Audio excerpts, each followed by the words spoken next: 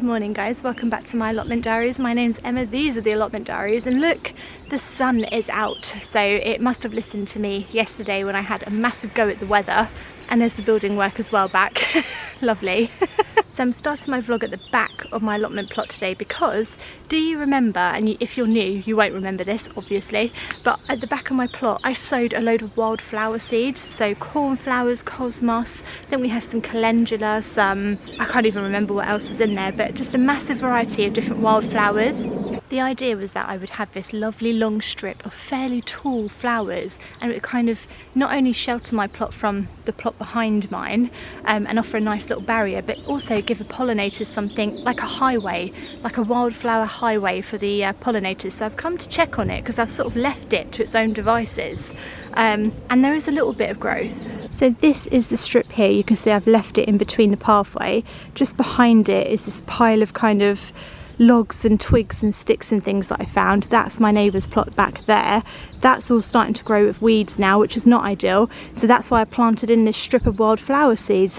This has been covered with netting to try and stop the birds from pecking the seeds. As you can see, lots of weeds are coming up, but if we look in between the weeds and we try and see beyond the weeds, there are some little what they call cornflowers coming up. There is a little cosmos down there, and I can see some signs of life. I think, you know, these kind of flowers like cornflowers and cosmos and stuff, they are pretty good at just growing, you know, in like really harsh environments. Flowers usually are. I always find that if you give flowers quite difficult conditions, they do tend to do quite well. I think there is a logical reason behind that, why flowers tend to do well and vegetables kind of need all that richness and goodness. It's something to do with the fact that if you think about what a flower is a plant's way of reproducing itself. So in the middle of the flower you get all the seeds, and if you put a flower plant under stress, it thinks it's going to die, and so it produces more flowers and it flowers quicker, like just with more of them, because it wants to produce itself more. It thinks it's going to die. So I think that is kind of the logic behind the fact that flowers can kind of deal with anything. You can just chuck them onto any soil and they kind of grow, whereas vegetable plants very much need richness, goodness, manure, you know, all that good stuff. I think that's the logic behind it. I can't be sure, but that's how I've always seen the difference between flowers and vegetables. So there's a little bit of Emmaism for you there. I don't know if it's true or based on fact, but that's just my experience. So here we are on the allotment in the sun. What are we going to do today? We're going to plant in some more potatoes. I know. And the thing is I'm not a potato. Look at me walking backwards like I'm a TV presenter. Oh, there's a branch there, I don't want to hit my head. I'm not a potato expert, but I am growing a lot of potatoes this year. I think potatoes are a fantastic crop just to whack in the ground anywhere where you're not sure. It doesn't seem to matter how much sunlight they get, though they do need sunlight. But I'm just going to whack them in everywhere. I'm trying a shady bed down there, I'm trying a sunny bed here, and I'm trying a half sunny shady bed here as well. We're just going to keep whacking them in.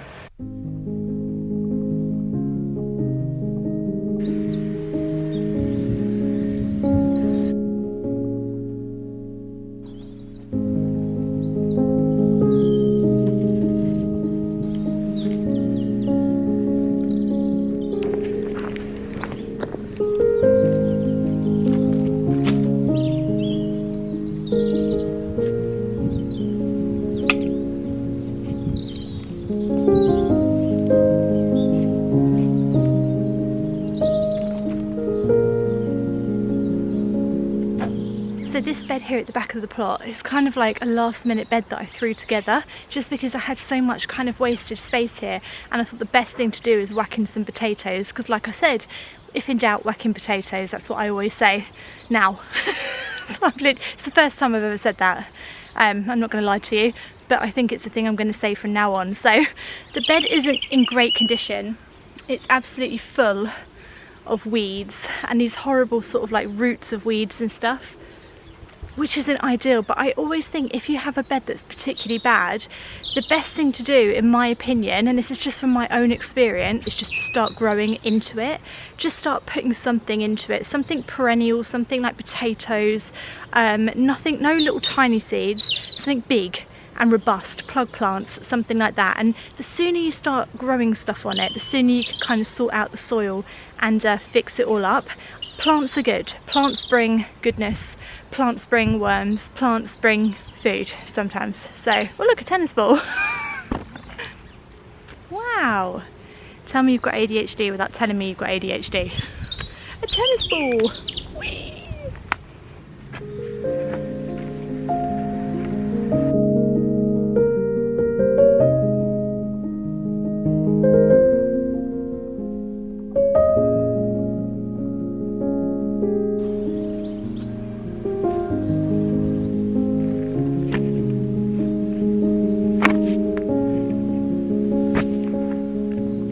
So this is the variety I'm growing here at the back of the plot. It's Desiree.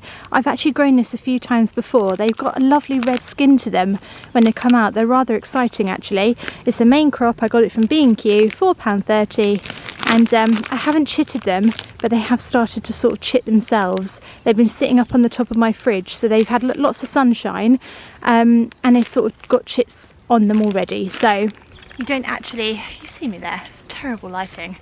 You don't actually have to chit your potatoes. Somebody sent me a comment saying that farmers don't chit their potatoes, they just whack them all in the ground and they all grow fine. So it's not necessary, it's just something that we like to do to get ahead, but like I said, it's not necessary. These have already got quite healthy looking, you can't see me at all, hang on. I think the lighting is a little bit better here.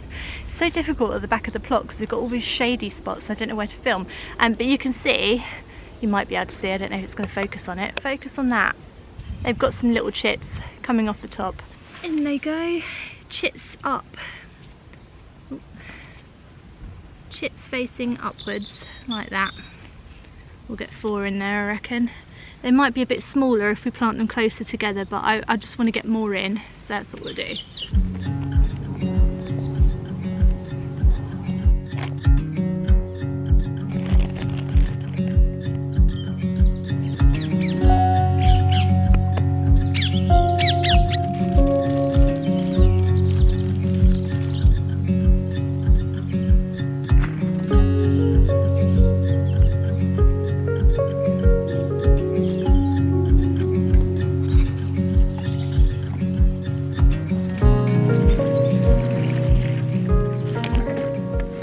So there we go, we've got 1, 2, 3 rows of main crop potato in the back here. Doesn't look like much, does it? Doesn't look very appealing, but you know what, it will definitely look better than if I just allowed the weeds all to come up. So once again, I didn't quite explain. Oh, hello Einstein. I'm not sure if there's any worms there for you, but you might find something. I didn't quite explain because I've done this a million times, but I've dug trenches and left a mound of earth at the end of each trench, and that's so that I can pull it down and earth them up later on. And that's my main crop in there.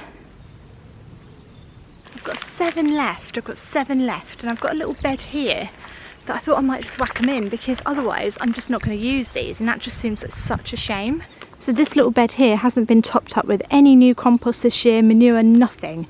It's just the bare ground, and I've just sort of made a little bed around it. I have no idea what to put in here, but it does get a lot of sun. As you can see, this is now in full sun. It gets full sun most of the time. The bed we just planted into gets partial shade because of the tree. So I think it'd be really interesting to grow the same potatoes in both places and just see what ones do better. I mean, it's always fun to conduct your own experiments at an allotment plot. That is pretty much what an allotment plot is. It's a safe place to conduct your own experiments, and no one will tell you off. And no one really cares about your findings either. You guys might though, so let's do it. I am going to dig it out a little bit. It's a brand new bed. I can see some bindweed poking out, so I'm just going to give it a little bit of a once over with a fork. I'm all for no dig, but at the same time, when you've got a bed like that, you don't know what's lurking under the ground. I don't want any nasty surprises.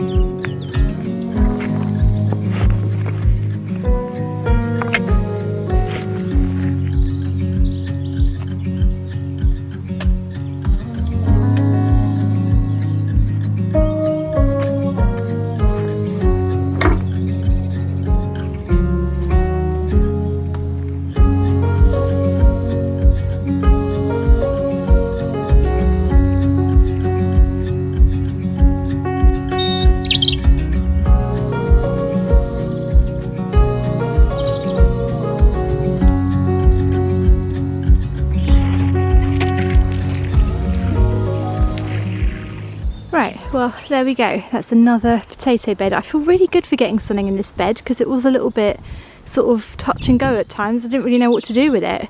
You know, I was a bit worried it'd be left all year, but you can see I've gone this way just to be different. I've got 2 rows. I've got 4 in there, no, 3 in there and 4 in there. And there we go, this one's right in the sun. So we'll see the difference between this bed and this one over here, which is a bit more shady. I mean, you can never have too many potatoes, that's what I think. I do have some earlies to go in as well, but I'm going to have to find a bed for them. Let's check on the potatoes that I've already planted and see if they need any earthing up or anything.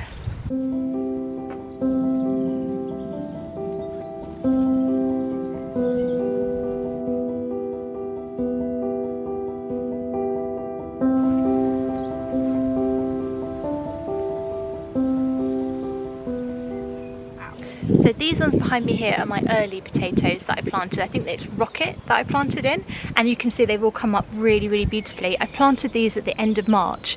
I have earthed them up once, sort of a little bit, but actually early potatoes, the Rocket variety, doesn't need earthing up. So many of you messaged me to tell me that, and so thank you.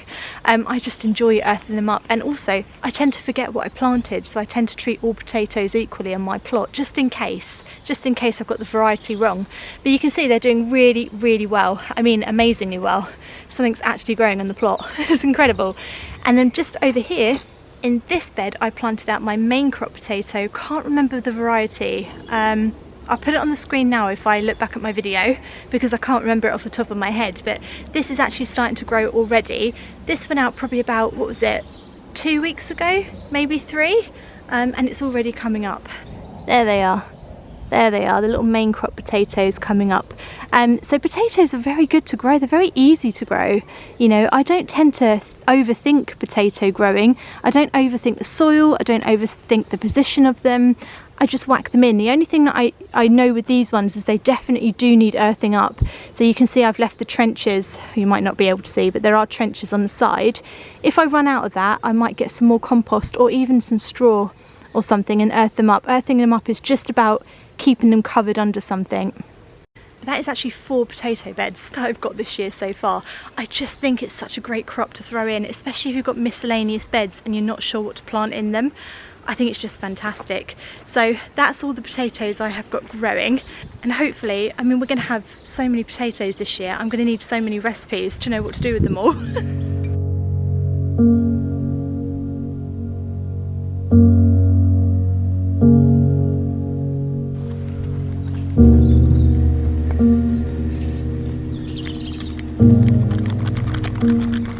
So there is one more job I want to do. Now, something I want to get better at the allotment plot is companion planting.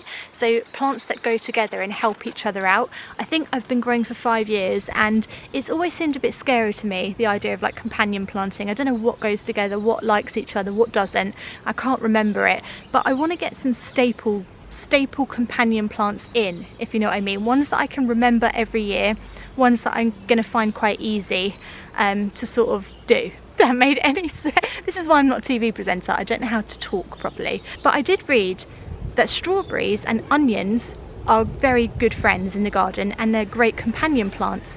Can't remember the reason. I think it might be because they ward away the slugs and snails. So we're going to whack in some red onion sets into my strawberry bed.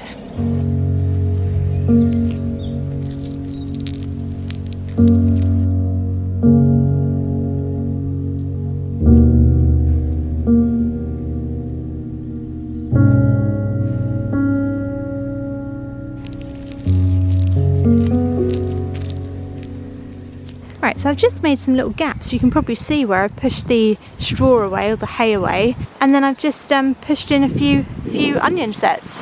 They're sort of all dotted about the bed in different places. I mean, the worst that happens is that nothing happens, and if the worst that happens is nothing happens, then it's worth doing in my eyes. But there we go, we've got some onions in the strawberry bed.